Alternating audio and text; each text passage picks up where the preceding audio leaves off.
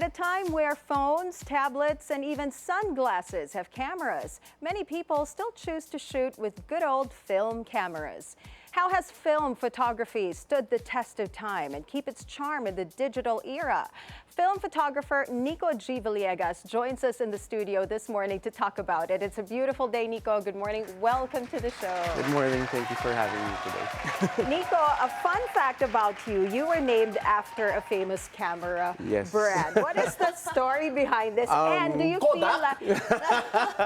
feel that destiny had a hand in, like steering you to this career path? So the backstory is I'm originally from Davao, and my dad was one of the first 7 people that put up the Camera Club of Davao. So it was a year before I was born, and he only shot with that brand. Wow. Okay. And then I was born December. My mom said like, oh, let's name him Nicholas because it's Christmas time. My dad, it's too long, Nicholas Villegas. Like he's gonna take a long time writing his name. So my dad goes like, they were thoughtful about that. and then my dad goes like, just name him after the camera and take out the N at the last. Okay. So it's Niko. Yeah. And then my mom adds Miguel Maria to my name. So it's not so long, maybe even longer. But yeah, speaking of destiny, it took a while. I never really had time with my dad to shoot together, but he was always into film. And then eventually I started to have classes in school, film photography, because I was a comm arts major in Ateneo in Davao. And then in 2006, I moved to the US and took up my second degree, which was a BA in photography. Okay. And my love for film photography started there because I was the darkroom tech for 2 years. So I would spend countless hours just in the darkroom from 9 to 9. So. Yeah. It's just, I'm just thankful that they didn't name you the Daguerreotype. At least, it's not too long, right? But when we talk about film, you mentioned the darkroom. When I went to college, it was the last year of a darkroom in LaSalle. Yeah. It just changed with the times. When you see that, or when you were part of a generation that actually saw the decline of darkrooms film processing, how did that make you feel from the outside looking in? I was already in the US at that time, but I still had a lot of friends, and then we had forums back then. So if you remember forums, because social media wasn't that big yet. So I was still very updated with what was going on in the Philippines. But I think it was around early 2000s when lomography came into the Philippines. Yeah. And I think it was our good friends over at Team Manila that brought it in. Yes, so that was the resurgence of film photography in the Philippines. Up until around maybe 2014, 2015, and then 2016, that's when another big boom for film photography started again. And in your opinion, why do you think film photography made its big comeback? Because I'm seeing now so many generations. In the digital era, I'm seeing apps make your photos look like old film photography. They have this new, that's why. They have this new plastic cameras that don't have LCDs on the back. So you have a memory card. It's digital, but you just take photos, but you don't see it. There's no instant gratification. I mean, so what do you think is the allure for a digital age right now? I think because there's so much social media and everything that's fake. Film photography brings back authenticity in images. That's why I think even the younger generation, they're getting into it. Okay. Because there's less Photoshop. Once you take it, that's it. And then it's something tangible. You get negatives, you get prints. It's something you can actually hold. Yeah. Do you think it's also about nostalgia? Yes. Kasi now, di ba, parang people like playing the records and... CDs, cassettes are making a comeback. Most of the big bands. Ano yung CD? Other records. And what time was that? At least Niko understands. That's the only important thing. But do you think nostalgia is also at play here? Because we have so much events at the lab at Sunny 16 wherein people talk about it, the community. And I guess probably 99% of the time, it's always, oh, I found this in the attic. I found this in our bodega. It was my grandpa's, it was my dad's, it was my tito's. So it's something relatable, and that nostalgia reconnects them with the past. And then some people, they're just the filmic look. most of the kids nowadays, they call it the filter or the filmic effect. So they don't want to do it digital. They want to do like the real thing, Yeah. the tangible thing. Yeah. So that's why they get into film photography. There is so many technical aspects that we can go about Yes. talking about the film photography, simply because every aspect is a part of it. Nowadays, in digital photography, you think about the lens, the aperture, the shutter speed, the digital components of the camera. But then when you're looking at film photography, you're thinking about what's the age of the film you're using? Is it overexposed already? Is it something expired or yeah, is it expired, is it fresh? right? Because some people prefer that. They prefer using things like that. Yes. When you think about the actual craft of taking photos, do you feel that film photography is bringing it back to a level of technical specificity that we haven't seen in recent times because of the rise of point-and-shoot cameras in particular? Yeah, because back then, during the golden age of film photography in the Philippines, like wedding photographers, portrait photographers, Yeah. even advertising photographers for that matter, there was like a big separation. You know, if you shot with 35 millimeter film or 120, which is medium format, or Yeah. the large format cameras, you would really see that, oh, he's a professional photographer. Yeah. But with the advent of technology, like everybody, we Everyone's have our a photographer. phones, Yes. and I think that's one of the reasons also that why there's a resurgence in film photography. Because you get to slow down. Right. You enjoy the process. It's not just like shoot. Now it's like, oh, I have to make it count. Right. Because exactly. film is quite pricey. Yes. Exactly. And I have to get this developed. Yeah. Plus the fact that there's magic to it because you can't see what you're shooting. Yeah. So you don't know if it gets developed, whether it's a blank roll Right. or, Yeah, there's yeah. something that you know. Yeah. So. Yeah, I mean, with that being said, how does filming or taking photos with a film camera influence the way you compose? Because, like you said, right, there's more errors that you can do with a film, and compared to a digital camera, you can just shoot. Versus this, you only have a couple, and that's it. Yeah.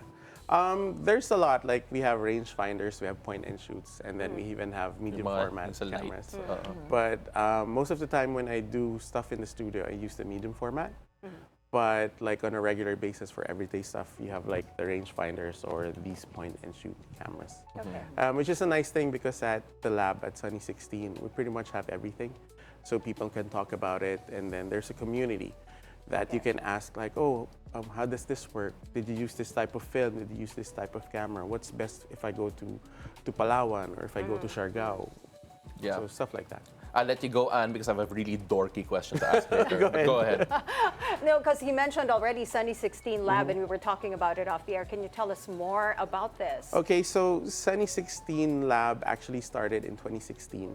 Okay. It was a group of friends that were into film photography, and it was kind of that time where it was difficult to find a lab in Manila or even in the Philippines that would process like with fresh chemicals that would have, because nowadays we have scanners. Yeah. So after you shoot, you have the negatives, we scan the negatives, Okay. and then we send them to the customers. So that's how Sunny 16 started. And we started at one of the partners' house. So it was Okay. like a backyard thing.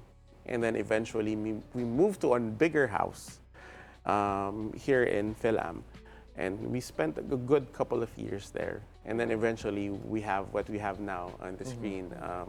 We have a cafe now, we have a bigger studio. Oh, nice. The cafe was brought about because it's like an hour developing. Oh, yeah. So it was like a business takes time. thing. Yeah. So Yeah. So they can hang out. hang while out, they have wait. coffee, and Yeah, so eat it's first really while a you wait for community it. space now. Yes, Nice, yes. nice. And then recently we had more and more events because we brought in a couple of photographers abroad.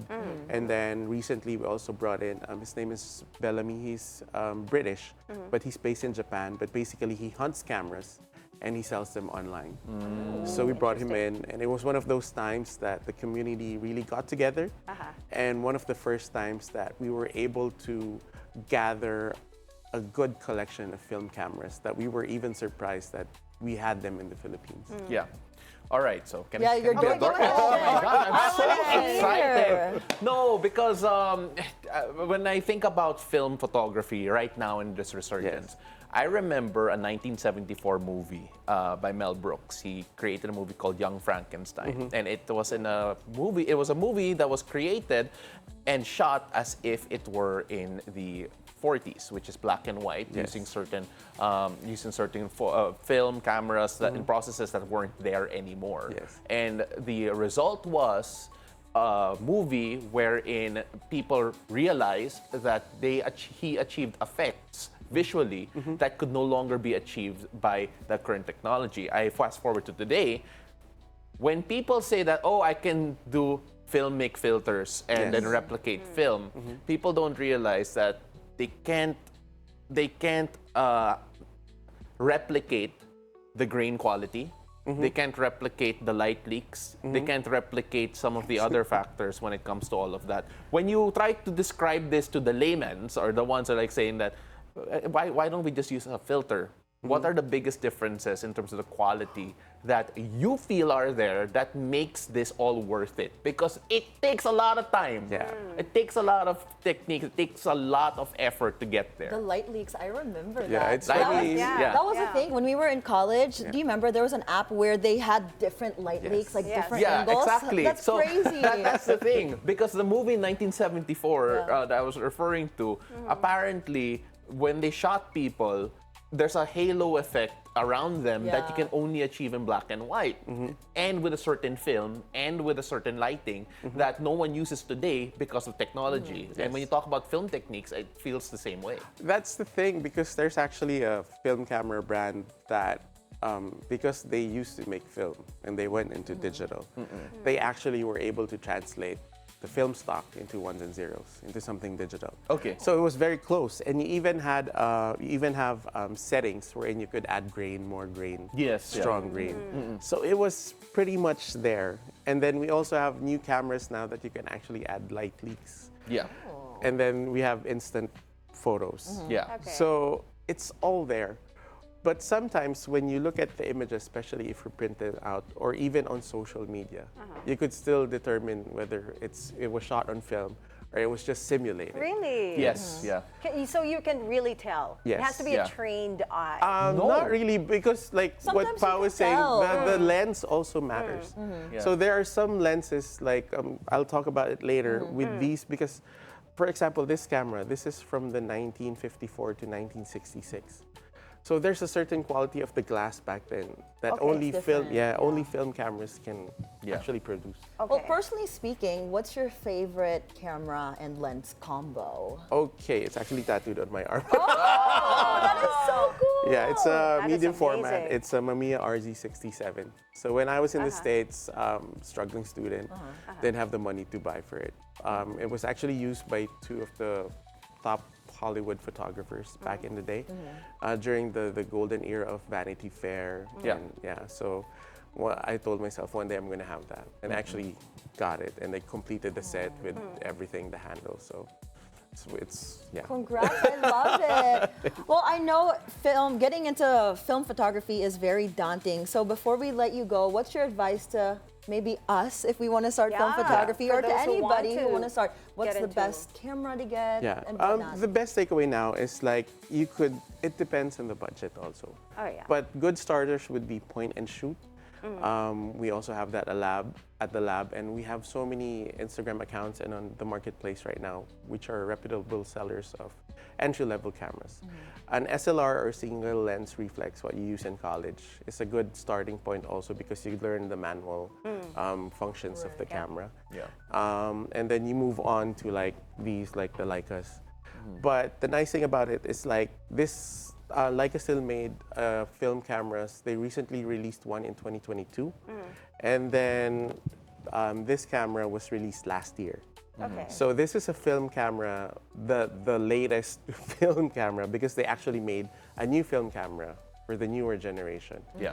And just to Okay. add, it actually has a vertical viewfinder. Okay. Because we're so all used to Yeah. vertical stuff now, Yes, even yes. like on social media, everything's like Right, vertical. yeah. So it's actually vertical because it's a half frame.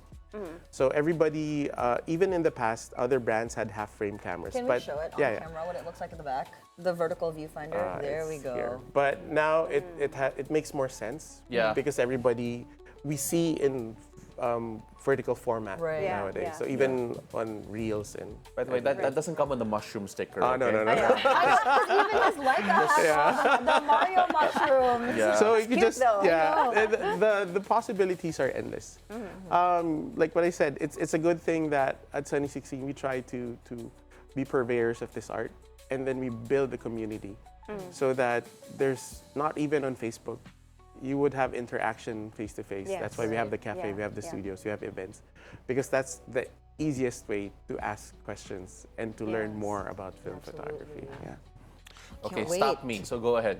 Go. We'll start wrapping this up. Thank Stop you me. so much for your No, time. thank you for having Nico. us. I wish Yes. we had more time kasi ang We'll dami just pa go to nating your questions. cafe and visit. Yeah, we'll go Yes, to your cafe, please we'll do, visit please you, do. and we'll Yes, have that, yes. we'll continue that conversation for sure. there. But thank you for joining us. Film photographer Niko G. Villegas, ladies and gentlemen. Thank you, Nico. Thank you.